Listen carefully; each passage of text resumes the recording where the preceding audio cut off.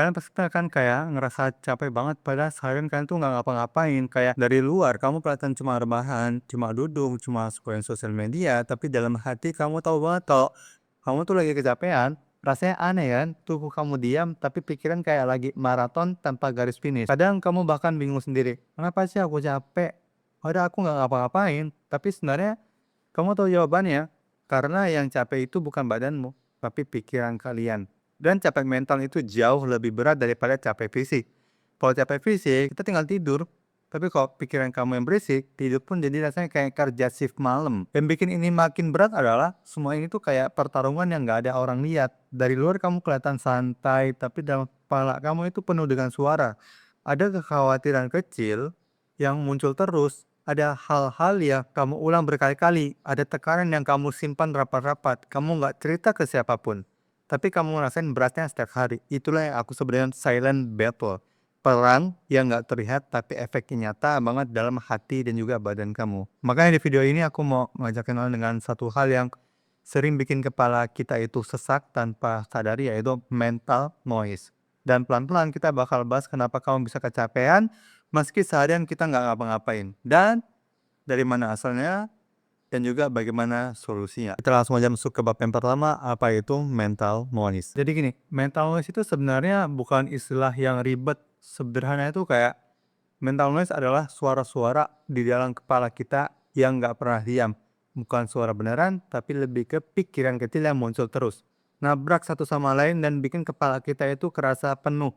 Kayak kamu punya radio dalam otak kamu yang volumenya kecil tapi nyala terus 24 jam.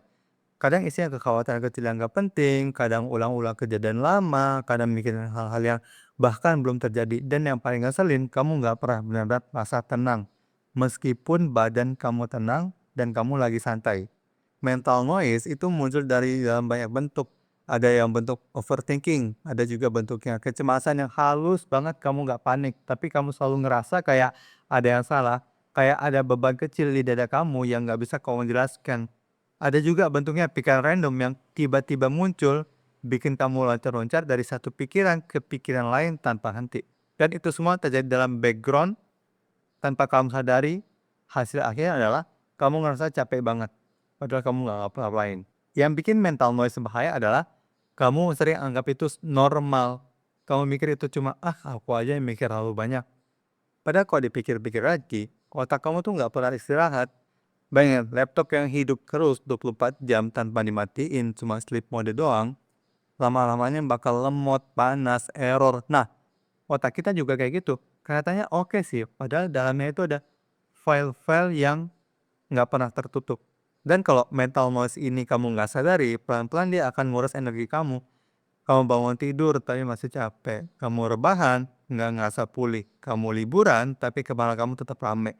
Kamu ngobrol sama orang lain, tapi pikiran kamu tuh ke kemana-mana, nggak fokus ke orang tersebut. Makanya penting banget buat kamu ngerti dulu apa itu mental noise. Soalnya kalau kamu udah tahu penyebabnya, kamu nggak akan bingung lagi kenapa akhir-akhirnya kamu capek terus. Kamu bisa bilang ke diri kamu sendiri, oh ternyata ini yang bikin aku capek. Dan dari situ, kamu bisa pelan-pelan untuk menenangin pikiran kalian, ngurangin keramaian di kepala, dan ngasih waktu buat diri kamu sendiri buat benar-benar istirahat.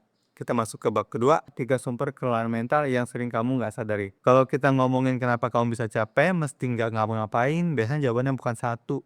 Ada beberapa hal kecil yang kamu pikir nggak masalah, tapi ternyata ngumpul di pikiran dan bikin energi kamu itu habis pelan-pelan. Dan lucunya, sumber capek ini sering banget kamu anggap sepele, sampai kamu mikir ini cuma capek biasa. Padahal otak kamu lagi kerja keras di belakang layar. Sumber capek mental yang pertama adalah datang dari semua hal yang kamu tunda.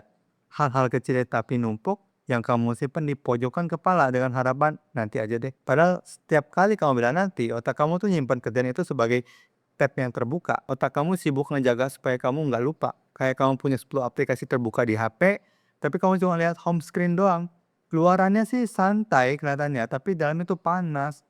Hal kecil kayak bayar tagihan, balas chat penting, ngerapin meja, atau nentuin keputusan yang kamu tunda berhari-hari, itu tuh nyedot pikiran kita, energi kita pelan-pelan. Nah, lalu ada juga nih capek yang datang dari konflik internal. Ini yang paling banyak orang nggak sadar. Kadang kamu bilang ke diri kalian tuh, aku nggak apa-apa, aku nggak apa-apa. Tapi sebenarnya itu kamu tuh capek banget.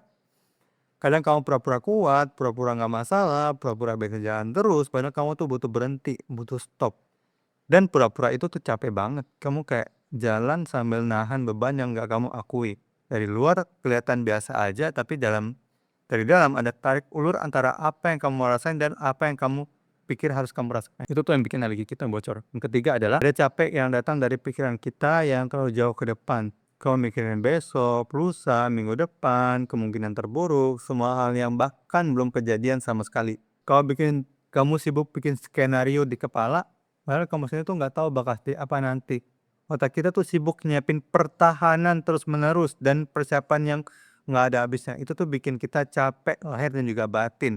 Kadang kamu belum bergerak sama sekali nih, tapi mental kamu tuh udah jalan duluan 5 kilometer. Makanya walaupun badan kamu diam, kamu tetap merasa habis. Kita masuk ke bab yang terakhir, cara mengembalikan tenaga mental kita. Nah, kalau kamu udah sampai di tahap ini, artinya kamu tuh sudah mulai sadar bahwa capek yang kamu rasakan itu bukan soal badan, tapi soal pikiran yang nggak pernah berhenti bekerja. Dan kabar baiknya, mental fetish ini bisa sembuh, tapi bukan dengan cara-cara yang rumit, justru kebalikannya. Dengan membuat pikiran berhenti menyala terus-menerus, dan salah satu cara yang paling ampuh adalah dengan menciptakan ruang diam di kepala kamu. Bukan diam yang memaksa, tapi diam yang muncul pelan-pelan ketika kamu mulai hadir di momen ini. Coba mulai dengan hal sederhana, duduk, tarik napas yang panjang, bukan cuma untuk meditasi yang gaya-gayaan, bukan? Tapi biar pikiran kita itu punya kesempatan buat berhenti berlari walaupun cuma 5 detik. Lalu kamu juga perlu belajar membedakan mana hal yang harus kamu pikirkan, mana yang cuma mampir sebagai sampah mental doang. Setiap hari otak kita tuh menerima ratusan hal yang sebenarnya tuh nggak penting. Tapi kamu tampung itu semua, itu yang bikin kepala kamu itu penuh.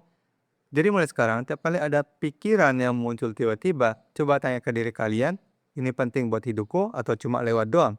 Kalau cuma lewat, ya jangan diladenin, biarkan dia pergi tanpa kamu pelihara sama sekali. Sedikit demi sedikit, kamu bakal ngerasa ini lebih ringan lagi.